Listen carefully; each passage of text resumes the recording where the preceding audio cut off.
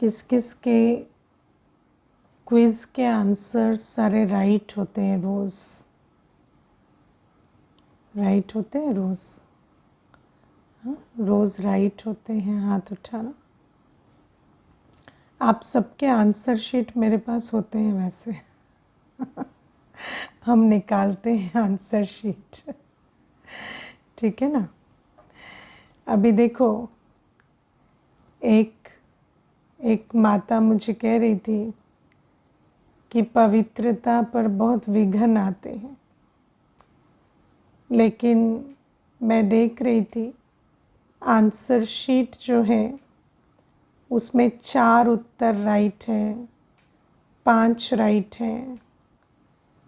तो फिर पवित्रता पर विघ्न आते हैं तो उसमें क्या कहें, है ना। क्योंकि देखो, यहाँ कोई ऐसा तो नहीं है ना कि पतित संसार में हम ऐसे ही पवित्र बन जाएंगे। पतित संसार में अगर हम पवित्र बने तो क्या बन जाएंगे? पावन दुनिया के मालिक बन जाएंगे। समझ रहे हो पवित्रता कितनी बड़ी चीज़ है।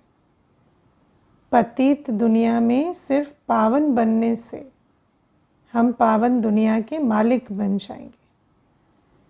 तो बाबा हमें ये बात समझाते हैं कि इस संसार में पवित्र रहने के लिए ज्ञान बल, योग बल चाहिए, है ना। कई बार हम सोचते हैं कि हम लड़ झगड़ के पवित्र रह जाएंगे, है ना। लेकिन लड़ेंगे झगड़ेंगे भी तो किस बल से लड़ें झगड़ें, ये बहुत आवश्यक है। क्योंकि ऐसा नहीं कि जैसे दुनिया में मनुष्य जो है वो अपने अधिकार के लिए लड़ते झगड़ते हैं और उस अधिकार को प्राप्त करते हैं, तो हम सोचें कि हम भी उसी रीति से अपना ये जो अधिकार है, ईश्वरीय अधिकार, वो हम भी दुनिया वालों की रीति से प्राप्त कर लें। ऐसा नहीं होगा। हमें अपना ये जो ईश्वरीय अधिकार है ये प्राप्त करने के लिए राइट विधि चाहिए, है ना। विधि क्या है? ज्ञान बल, योग बल जब जमा हो तो पवित्रता जो है वो पॉसिबल होगी। क्योंकि पवित्रता में जब विघ्न पड़ते हैं तो पवित्रता के उन विघ्नों को सिर्फ बाहुबल से पार नहीं कर सकते, है ना। किसी को बोल बोल के कन्विंस कर देंगे, बोल बोल के कन्विंस करेंगे, लेकिन बोल के कब कन्विंस करेंगे? जब योग बल होगा उतना, है ना। जब उतना आत्मा के अंदर पवित्रता की शक्ति होगी तो किसी को बोलेंगे भी तो तीर लगेगा। लेकिन अगर पवित्रता की अगर अंदर ज्ञान बल नहीं, योग बल नहीं, तो फिर पवित्रता तो तीसरा सब्जेक्ट है ना, धारणा का सब्जेक्ट है। तो धारणा कैसे होगी? तो इसीलिए सबसे पहले तो मुरली। अब आप सोचो, अगर क्विज में हमारे 5 उत्तर करेक्ट हो रहे हैं, 4 हो रहे हैं, 6 हो रहे हैं, 7 हो रहे हैं, 10 के 10 3 पेज की वाणी है, और वो भी हम ज्ञान कब से सुन रहे हैं ना, ज्ञान कोई नया तो नहीं सुन रहे हैं। और मुरली की अगर पॉइंट्स भी हमें याद नहीं रहती तो माना सारे दिन हमारी बुद्धि में क्या चलता है? हमारी बुद्धि में तो फिर विकार विस्तार के सिवा कुछ भी नहीं है ना। तो ये हमें देखना है। फिर कई ऐसे हैं सेवा का चार्ट 0 है, कोई सेवा नहीं है ना। कुछ भी उनका तन मन धन ईश्वरीय कार्य में नहीं लगता। तो अब आप सोचो कि इस पुरानी दुनिया से नई दुनिया में जाएंगे तो क्या पद पाएंगे? जब दुआओं का बल ही जमा नहीं किया है तो किस प्रकार से पद पाएंगे? तो इन बातों को हमें समझना है। और अगर हम ज्ञान समझ रहे हैं, योगी बन रहे हैं, पवित्र बन रहे हैं तो हमारी सेवा का चार्ट क्यों नहीं नज़र आ रहा। और बाबा आज हमें कहते हैं कि तुम्हें डबल सिरताज बनना है तो तुम्हें सिर्फ सर्विस करनी है ना। तुम्हें सिर्फ और सिर्फ सर्विस करनी है। सर्विस क्या होती है? सर्विस क्या होती है? काम क्या होता है ना। दुनिया में हर कोई काम करता है ना। कोई ऐसा है जो बैठा रहता है?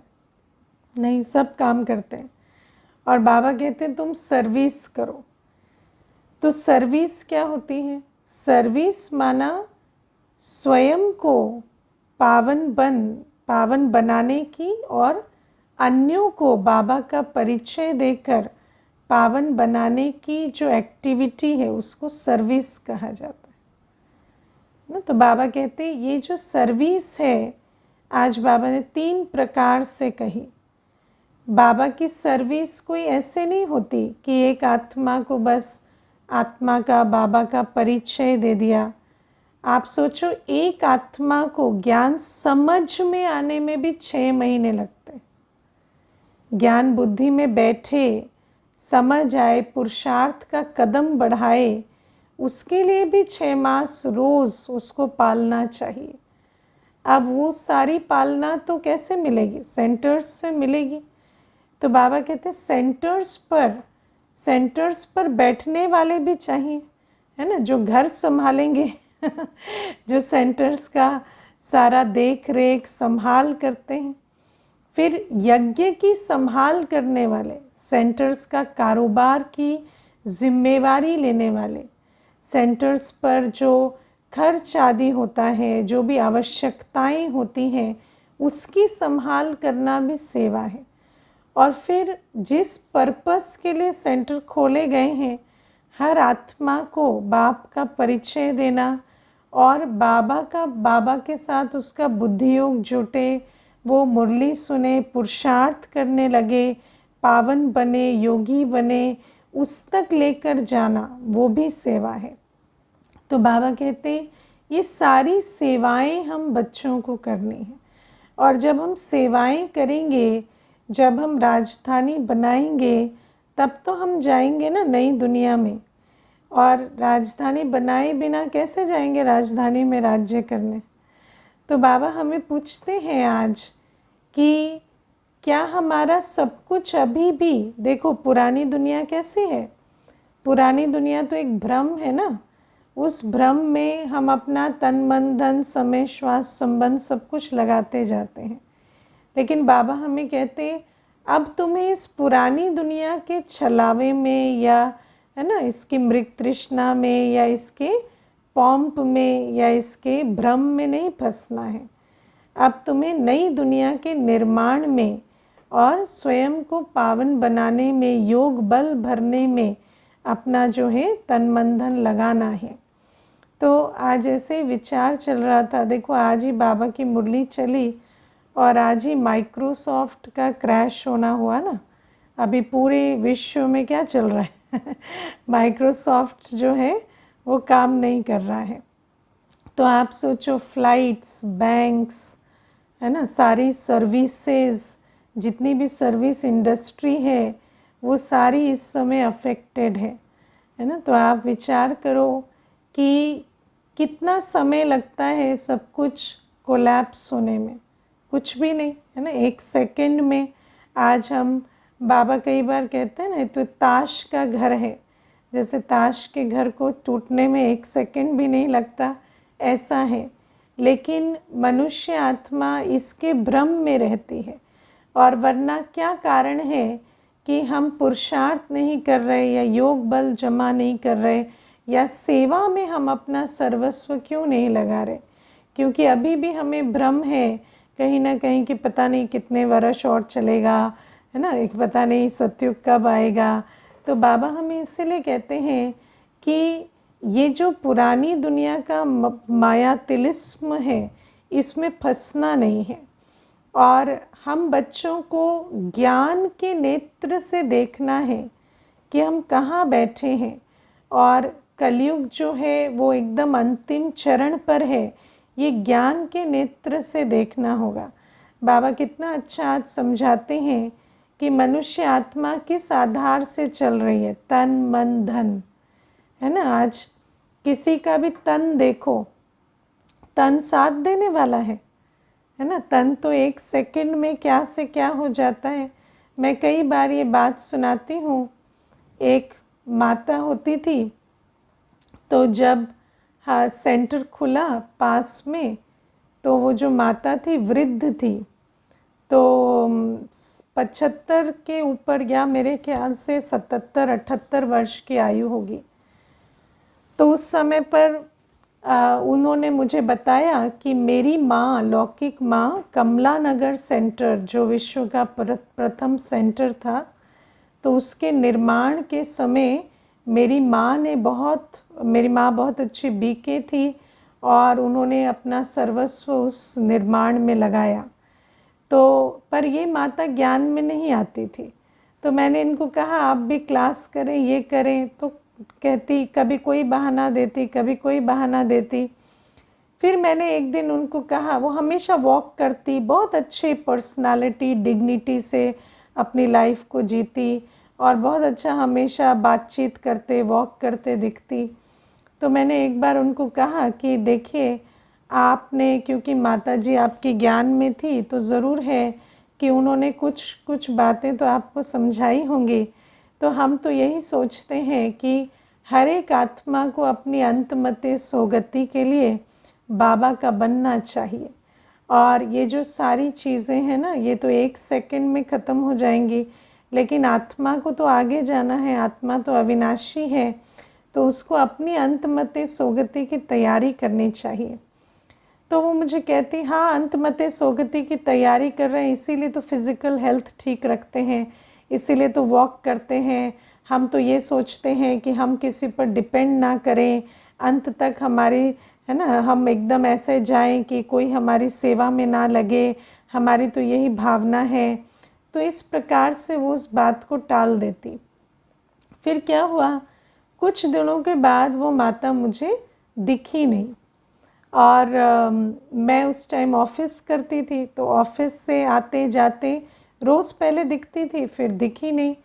फिर कुछ दिनों के बाद उनके घर के सामने से जब मैं जा रही थी, तो अंदर से आवाज़ आई, दीदी दीदी दीदी। तो मैंने अंदर देखा झांक कर, तो कुछ दिख नहीं रहा था। फिर वो निरंतर ऐसे पुकारती रही, तो मैं अंदर गई। तो फिर मैंने देखा वो बिस्तर पर पड़ी है बिल्कुल, है ना, और ऐसे स्ट्रेट करवट भी नहीं ले पा रही थी। तो मैंने पूछा क्या हो गया आपको। तो मुझे कहती कि मैं तो बेड रिडन हो गई हूँ, मैं गिर गई, तो इस कारण से। तो फिर कहती अभी मुझे ना बहुत विचलित महसूस होता है, मैं वॉक भी नहीं कर पा रही हूँ, मैं कुछ भी नहीं कर पा रही हूँ, तो आप मुझे आके थोड़ी मुरली सुनाया करो। तो मैंने कहा ठीक है। तो 1-2 दिन तो हम गए, सुनाया भी, लेकिन फिर बाकी भी, है ना, ऑफिस भी था उस समय, सेवाएं भी थी, तो किस प्रकार से करें, तो नहीं हो पाया। फिर ऐसे करते करते वो एक बार जो गिरी, उसके बाद दोबारा फिर गिरी। ऐसे होते होते 6 मास में पूरा स्वरूप बदल गया था। जिसको हम पहले देखते थे, वो व्यक्तित्व, वो जो आत्मा की पर्सनालिटी थी, वो पूरी चेंज हो गई थी। और फिर उनका उसी अवस्था में शरीर छूट गया। तो मैं ये बात आपको क्यों सुना रही हूँ, क्योंकि मनुष्य आत्मा शरीर पर बहुत निर्भर होते हैं, है ना। कई बार सोचते हैं कि ये जो शरीर है ये ठीक रहे, ये साथ देता रहे, बहुत अच्छी बात है। लेकिन बाबा का जो ज्ञान है, अगर हम उसे ठीक से समझें, तो इस शरीर के भी आधार से हमारी अंतमते सोगति नहीं होगी।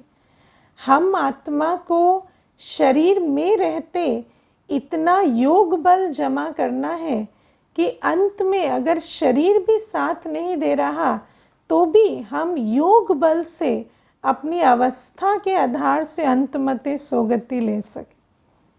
तो बाबा कहते, और आजकल तो आप देखो कि शरीर का कोई भरोसा नहीं है। शरीर में कितने प्रकार की बातें आ जाती हैं, रोग आ जाते हैं। और वैसे तो देखो साइंस ने बहुत एडवांसमेंट और डेवलपमेंट की है, लेकिन जब बीमारी हो जाती है तो पता चलता है इसी बीमारी का इलाज नहीं है, बाकी सबका इलाज है ना। जाएंगे डॉक्टर के पास तो कहेंगे इसका इलाज नहीं है। तो मैंने तो पिछले 7-8 वर्षों में ये समझा कि कितनी ऐसी बीमारियां हैं जिनका इलाज ही नहीं है मेडिकल साइंस में। पहले तो पता ही नहीं था कि ऐसा भी है। लेकिन बाबा हमें कहते हैं कि शरीर को भी तुम्हें योग बल से चलाना पड़ेगा, है ना। फिर बाबा हमें कहते हैं देखो धन के बल से, कई सोचते हैं हमारे पास पैसा है, हमारे को क्या कमी है, लेकिन आज आप विचार करो क्या पैसा है आपका पैसा क्या है पैसा बैंक में एक नंबर है ना, जो आपको उन्होंने लिख कर दे रखा है। और ये जो हाल हो रहा है, इंटरनेट बंद तो सब बंद, है ना। फिर क्या पैसा और क्या आप कहाँ जाएंगे, किससे मांगेंगे, कुछ पता नहीं। और जिसने कैश भी रखा है तो आपको पता ही नोट इतनी जल्दी जल्दी बदलते हैं कि कुछ पता नहीं वो जो पैसा आपने कागज़ों के रूप में भी रखा है उसकी क्या वैल्यू है। कोई सोने चांदी तो है नहीं, जो सिक्के हैं तो उसकी तो वैल्यू रहेगी। सोना चांदी भी हो तो भी उस सोने चांदी को भी कोई लेकर आपको कुछ दे, उसके लिए भी आपको अनुकूल परिस्थितियाँ चाहिए। तो बाबा हमें कहते हैं कि अब आप देखो व्यक्ति प्रॉपर्टी और ये वो में रहता है, बाबा कहते हैं बिल्डिंग्स का भी क्या है, एक भूकंप आएगा सारी ख़त्म। तो ये सारी बातें आज बाबा हमें समझाते हैं। बाबा हमें कहते हैं कि एक जगह फ्लड आ जाती है तो ऐसा लगता है जैसे, है ना, देश के कोने कोने से उनको मदद पहुंचानी पड़ती है। और थोड़ा समय है, उसके बाद प्रकृति के 5 तत्व उछल खाएंगे, सारा जलमय हो जाएगा, तो कौन कहाँ मदद पहुंचाएगा, है ना। तो बाबा इसीलिए हमें कहते हैं कि अभी ये समझना है, ये जो संबंध है, कई बार आत्मा दैहिक संबंधों के चक्कर में रहती है ना। इनके साथ जिएंगे मरेंगे, अरे वो साथ में मरेंगे तब तो आप उनके साथ मरेंगे, है ना। ऐसा तो है नहीं ना कि हर एक के साथ, जिसके साथ हम चाहे उनके साथ जिए मरे। उनकी अपनी यात्रा है, हमारी अपनी यात्रा है। जब उनका समय आएगा वो चले जाएंगे, फिर आप क्या करेंगे। तो आपको भी अपनी जो अंतमते सोगति का पुरुषार्थ करना है। तो बाबा हमें ये बातें समझाते हैं। और बाबा कहते ऐसा नहीं है कि वो कोई जिस दिन समझ आया उसी दिन पुरुषार्थ करके बन जाएंगे। पुरुषार्थ तो बहुत काल का चाहिए। तो जब सब कुछ ठीक है उस समय पर ज्ञान के नेत्र से परखना पड़े, समझना पड़े कि ये कलयुग की जो भी बातें हैं जिनमें हम फंसे हुए हैं, ये बातें तो जैसे, है ना, ये बातें तो क्षण भर में बदल जाएंगी। और इसके चक्कर में हमें अपना संगम युगी वर्षा नहीं गंवाना है। फिर दूसरी बात बाबा हमें कहते हैं कि आने वाली जो दुनिया है, सुख की दुनिया, उस सुख की दुनिया को भी समझना पड़े। सिर्फ ऐसा नहीं कि कलयुग जो विनाशी है उसको जानना है, पर ये भी देखना है कि आने वाली दुनिया में हम ऊंचते ऊंच और नीचते नीच कोई भी पद पा सकते हैं। और सारा मदार इस समय के पुरुषार्थ पर है।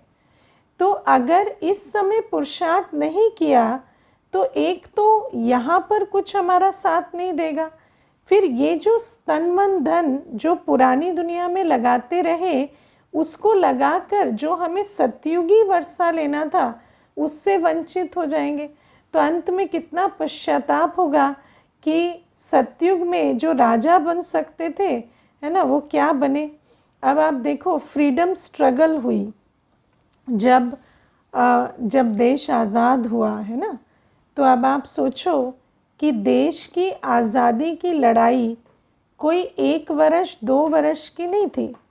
सोचो 1857 में भी कितना बड़ा युद्ध हुआ, फिर 1903-4 में कितना बड़ा युद्ध हुआ, फिर 1947 में हुआ। तो आप सोचो कितनी आत्माएं कितने सालों तक उस पॉलिटिकल फ्रीडम के लिए काम करती रही, तब जाकर देश आज़ाद हुआ, है ना। लेकिन ऐसे भी तो बहुत होंगे ना जिन्होंने कुछ नहीं किया उस समय, ठीक है ना। तो बाबा हमें कहते हैं कि ये तो समझ की बात होती है। गुलाम को क्या खाना पीना नहीं मिलता क्या, है ना? गुलाम को भी खाना पीना मिलता है। जब देश आज़ाद नहीं था तब भी तो खाना पीना रहना होता था ना, जीवन तो थी, लेकिन उस जीवन की क्वालिटी क्या थी? तो आत्मा को तो उस समय भी सोचना पड़ा होगा ना कि हमें ऐसे गुलामी में नहीं रहना, हमें आज़ादी में रहना है, हमें अपना भारत चाहिए। जब इस प्रकार के संकल्प चले होंगे तब तो उन आत्माओं ने इतनी मेहनत, घर बार छोड़ना, सब कुछ छोड़ना, ऐसे परिवार के परिवार थे जिन्होंने अपने बच्चे, अपना सब कुछ देश की आज़ादी के लिए लगाया। तो बाबा कहते अभी भी समझ चाहिए कि हमें रावण राज्य को राम राज्य बनाना है, और रावण राज्य में फंसे रहने में अभी कोई सुख नहीं है, ये तो दुख धाम है। और अगर हमें सुख धाम बनाना है तो अभी हमें 20 नाखूनों का जोर लगाकर उस सुख धाम की रचना करनी होगी। तो ये बातें जिनकी समझ में आती है, और फिर बाबा ये भी कहते कि वहाँ तो ऐसा नहीं है कि जिन्होंने देश को आज़ाद किया वही आज़ाद भारत में गए, ऐसा तो है नहीं। जिन्होंने नहीं भी किया वो भी आज़ाद भारत में गए, और ऐसे भी बहुत थे जिन्होंने शरीर छोड़ दिया। तो बाबा हमें कहते हैं कि यहाँ तो तुम जो भी कुछ करते हो अपने लिए करते हो, जो जितना करता है उतना पाता है। हम किसी और के लिए राजधानी नहीं बना रहे, हम अपने लिए राजधानी बना रहे। जो जितना पुरुषार्थ करेगा, जितनी सेवा करेगा, उतना पद उसे राजधानी में मिलेगा। यहाँ कोई किसी और राजा के लिए हम राजधानी नहीं बना रहे। तो बाबा हमें कहते हैं, लेकिन ये बात भी रोज़ सुनते हुए बुद्धि में किसके आती है? जिन्होंने कल पहले राज्य भाग्य लिया है उनकी बुद्धि में आती है कि हाँ, मुझे अभी सेवा करनी है, मुझे राजधानी बनानी है। फिर आज बाबा हमें कहते हैं तुम्हें श्रृंगार कौन सा करना है? योग बल का श्रृंगार करना है ना?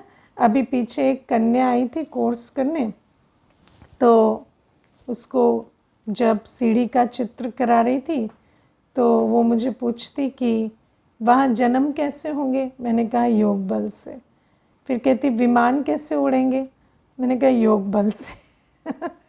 कहती है बाकी चीज़ें कैसे होंगी? मैंने कहा योग बल से। तो कहती ये योग बल कहाँ मिलता है? है ना, ये योग बल कहाँ से लेना होता है? तो आप सोचो कि ये बाबा कहते हैं हमें कि सारी दुनिया पावन बनेगी योग बल से, और नई दुनिया की सारी कारोबार योग बल से चलेगी।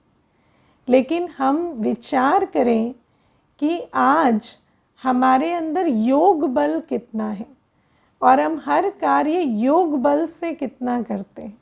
जैसे मैं बहुत छोटी सी बात बताती हूँ, परिस्थितियों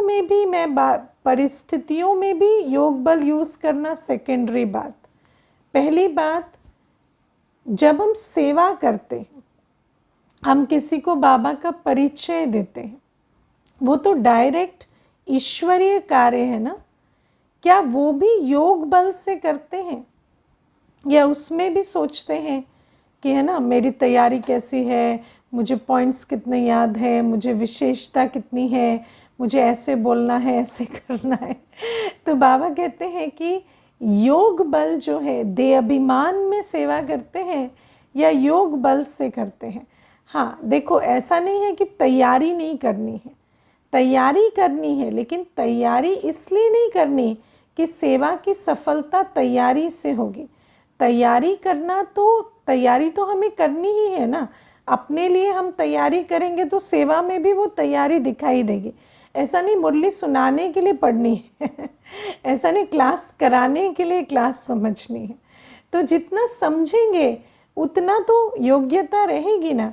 लेकिन बाबा कहते हैं जब करते हैं सेवा तब योग बल से करते हैं, भोजन भी बनाते हैं तो योग बल का इस्तेमाल करते हैं। या छोटी सी है ना, ये आधा इंच जिन अदरक की जगह 1 इंच डल गया, खराब हो जाएगी सब्जी, है ना, ऐसे चलते हैं या योग बल से काम लेते हैं। तो बाबा कहते सेवा में भी क्या हम योग बल से चलते हैं। फिर दूसरी बात है, कोई बात आ जाती है सामने, कोई विघ्न आता है तो योग बल से काम लेते हैं या वो लॉजिकल और कैलकुलेटिव माइंड जो है वो अंदर आ जाता है। जैसे मैं आपको पवित्रता की बात कह रही थी कि मानो किसी के सामने पवित्रता के पेपर आए हैं, विघ्न आ रहे हैं कि कोई तंग कर रहे हैं पतित बनाने के लिए, तो उस समय पर ये सोचते हैं कि बाबा की याद में रहकर उनसे बात करें या उनके जो भी अपना कदम उठाना है वो बाबा की याद के बल से करें, या वहाँ पर अधिकारों की और ऐसी वैसी बातें करना हम आरंभ कर देते। तो ये भी हमें देखना है कि क्या हम योग बल से काम लेते हैं परिस्थितियों में, विघ्नों में। या आप सोचो, मानो कोई भी बात है लौकिक जीवन में भी, अगर बच्चों की कोई समस्या आती है, धन की कोई समस्या आती है, तो वहाँ पर योग बल से काम लेते हैं या बाकी बातों में चले जाते हैं कि इस प्रकार से करेंगे, उसमें लॉजिक और उसमें अनुभव और उन बातों में चले जाते हैं। बाबा कहते हैं योग बल से काम लेंगे ना तो इतनी अच्छी टचिंग्स होंगी कि हमसे वो कार्य होगा जो मन चित्त में भी नहीं था। तो बाबा कहते हैं क्या हम योग बल से काम लेते हैं। मैं आपको बहुत छोटी सी बात बताती हूँ। मानो किसी आत्मा के साथ भी संबंध संपर्क ठीक नहीं है, तो योग बल से उस संबंध को ठीक करने का प्रयास करते हैं, या यही सोचते हैं मैसेज में क्या लिखें, है ना, इसमें क्या लिखें, किस प्रकार की भाषा बोले, वो सब भी ज़रूरी है, लेकिन योग युक्त होकर करेंगे तब। तो बाबा कहते हैं कि अभी छोटी छोटी बातों में अगर कर्म में आते, अगर हम योग बल का प्रयोग नहीं कर पा रहे, अब देखो शरीर के पेपर आते हैं, बीमारी आदि आती है, तो हाय हाय करते, दवाई खाते, ठीक हो जाएं करते हैं, या उस समय योग बल से काम लेकर अपना जो योगी पुरुषार्थी जीवन है वो चलाते रहते हैं और बीमारी भी अपना काम कर कर जाती रहती है। तो ये हमें देखना है कि सारे दिन बोलते हैं, चलते हैं, कार्य करते हैं, सेवा करते हैं, योग बल से करते हैं। या देखो सेवाओं में भी, है ना, कई बार सोचते हैं मेरे पास तो इतना है, हम इतना कर सकते, इतना नहीं कर सकते, सोचते हैं बाबा जो कराएगा वो करेंगे, बड़े संकल्प रचते हैं। बाबा कहते हैं हिम्मत ही नहीं रखते, तो फिर बाबा भी झोले कैसे भरे। ये बाबा को तो साथी बनाते ही नहीं, सोचते मेरी तो इतनी लिमिटेशन है, मैं तो इतना ही करूँगा, इसके आगे नहीं करूँगा। मुझे याद है जब मैं पहले ज्ञान में आई तो मुझे पहली बार जब दीदी ने कहा कि आप सेवाएं करो, आप तो, है ना, आप सारी सेवाओं की जिम्मेवारियां लो, तो मैंने दीदी को कहा मेरे से नहीं होगा, मैं तो ऑफिस कर लेती हूँ, खाना वाना बना लेती हूँ, मेरे से ज़्यादा कुछ नहीं होगा, है ना, अभी मेरे को आप नहीं कहो, मेरे से नहीं होगा। तो ऐसे करके मैं जैसे ही उठ के आने लगी तो मुझे दीदी ने बहुत अच्छी बात कही। दीदी कहती अगर लक्ष्मी कहे मेरे पास धन नहीं है, सरस्वती कहे ज्ञान नहीं है, तो क्या होगा भक्तों का। तो ऐसे, है ना, फिर मैं सुन ली और मैं चली आई। उसके बाद वो जो शब्द थे वो ऐसे कानों में गूंजते रहे कि सचमुच बाबा हमें इतना ऊंचा स्वमान देता है। और बाबा कहते करण करावनहार बैठा है, तुम संकल्प रचने में, कदम उठाने में भी इतना डरते क्यों हो। तो फिर मैंने बाबा को कहा जी बाबा ठीक है, जो कराएंगे सो करेंगे। तो उस हिसाब से आप देखो कि बाबा ने आज तक जो भी, है ना, जो भी कार्य के निमित्त बनाया वो योग बल के आधार से हुआ। कोई ऐसा नहीं है कि कोई मनुष्य आत्मा कोई सेवा करती है या मनुष्य आत्मा कोई कार्य संभालती है, उतनी तो हमारी ताकत ही नहीं है। तो बाबा हमें कहते हैं कि योग बल का हमें प्रयोग करना है, संबंध संपर्क में, है ना, सेवाओं में, विघ्नों को विनाश करने में, परिस्थितियों को पार करने में, जिम्मेवारियां उठाने में हम योग बल का प्रयोग करें। और उससे भी ज़्यादा योग बल का प्रयोग हम कहाँ करें, मनसा सकाश देने में। अब आप सोचो, हम बैठकर एक रस बाबा की याद में लाइट हाउस माइट हाउस बनकर बैठें, तो प्रकृति के पांचों तत्व और सर्व आत्माएं इस पुरुषार्थ से पावन होते हैं। बाबा हमें बताते हैं ना कि मैं कुछ करता नहीं हूँ, मैं तुम्हें रास्ता बताता, क्योंकि बाबा तो अकर्ता अभोक्ता है। तो प्रकृति, बाबा भले सागर है, बाबा पवित्रता का सागर है, लेकिन बाबा इस विश्व को डायरेक्ट पावन नहीं बनाता। क्यों नहीं बनाता? क्योंकि कर्मों का हिसाब ऐसा है कि जो करेगा सो पाएगा। फिर अगर बाबा पावन बनाए डायरेक्ट, तो फिर बाबा को पावन दुनिया में राज्य करना पड़े तो वो तो हो नहीं सकता। तो बाबा कहते हैं कि तुम बच्चों को एक रस योग युक्त अवस्था में रहकर पांचों तत्वों को पावन बनाने की सेवा करनी। तुम बच्चों को इतना योग बल अभी अपने अंदर भरना है कि सारे विश्व को पावन बनाओ, और उस योग बल के आधार से सतयुगी कारोबार सारी योग बल से तुम चला सको, है ना। सतयुग में किसी को कहना ना पड़े, योग बल से आप संबंध संपर्क में भी हर आत्मा का प्यार रिगार्ड जो है वो खींच सके। तो बाबा हमें कहते हैं कि इतना योग बल हमें अभी जमा करना है। और बाबा कहते हैं शरीर का श्रृंगार करने में अभी इतना समय नहीं लगाना है, क्योंकि शरीर जो है वो तो वर्थ नॉट अ पेनी है। और शरीर का इतना श्रृंगार व्यक्ति करता क्यों है? आज आप देखो, बड़े से बड़ा साधु संत भी होगा तो भी अपनी ड्रेसिंग और अपनी पर्सनालिटी पे कितना वो अटेंशन देते हैं। क्यों देते हैं? क्योंकि समझते हैं कि ये जो शरीर की पर्सनालिटी है, इससे हमारे जो प्रभाव पड़ेगा, है ना। क्योंकि प्रभाव पड़ने के लिए सोचते हैं कि शरीर का रूप रंग और इसका पहनावा और इसकी पर्सनालिटी बहुत ज़रूरी है, इसका श्रृंगार प्रभावित करेगा। लेकिन बाबा हमें कहते हैं कि वो प्रभाव तो कुछ देर के लिए पड़ता है।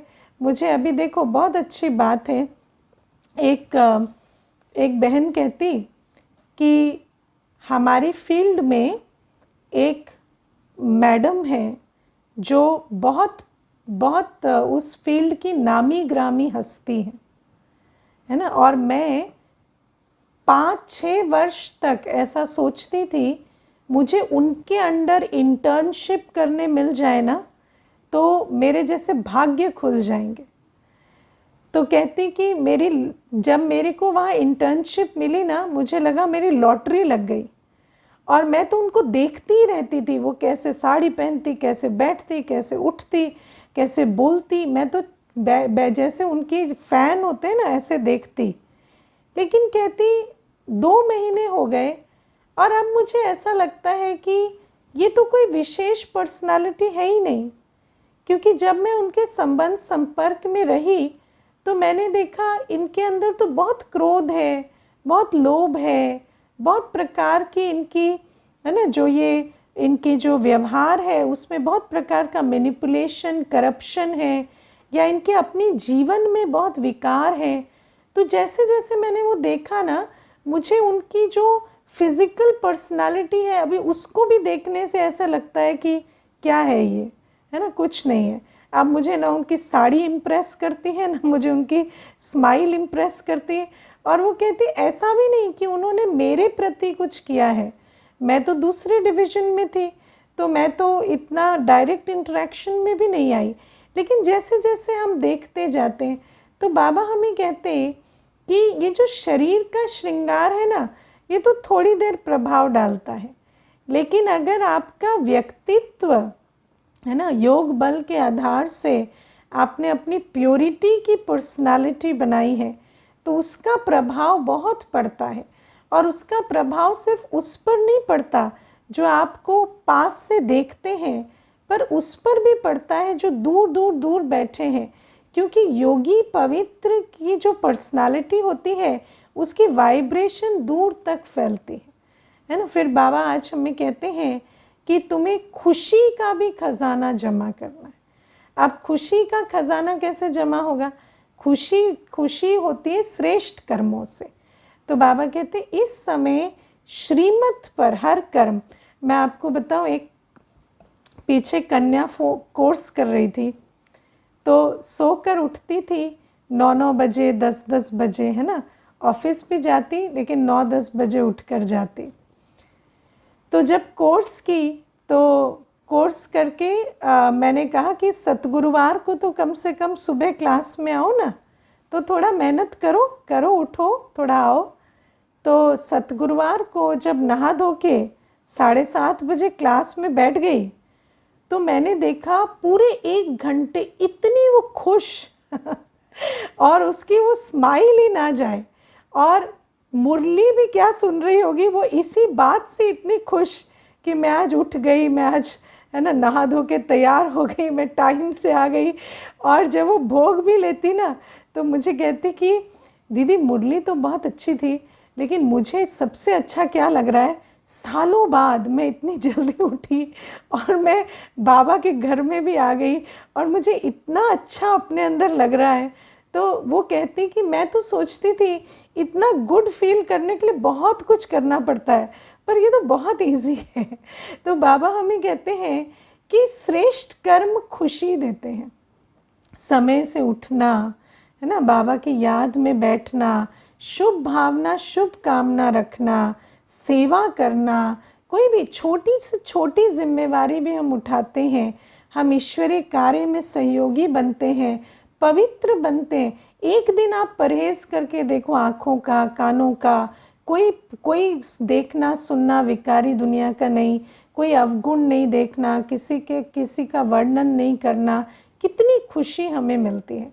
और आप सोचो कि अगर पूरे संगम युग हम श्रीमद् प्रमाण कर्म करें, तो हमारी खुशी का खजाना कितना जमा होगा। और बाबा कहते यही खुशी का खजाना हम साथ लेकर जाएंगे। दुनिया का सबसे बड़ा भ्रम क्या है, खुशी हमें कोई और देता है, नहीं, खुशी हमें अपने श्रेष्ठ कर्मों से मिलती है, जब हम श्रीमद् प्रमाण कर्म करते हैं। और फिर बाबा हमें कहते हैं कि पवित्र भी बनना है। और पवित्र बनना क्या बड़ी बात है, जब तुम्हें 21 जन्मों का राज्य भाग्य मिल रहा है, तो उसके सामने तो पवित्रता बहुत छोटी बात है, मेहनत भी नहीं कहेंगे कि उसमें कोई मेहनत है। तो बाबा कहते हैं अब इस पुरानी दुनिया का चक्कर छोड़कर योग बल जमा करना है, सेवाओं का पुण्य का खाता जमा करना है, पवित्र बनना है और खुशी का खजाना जमा कर झोली भरकर नई दुनिया के लिए तैयार होना है। ओम शांति।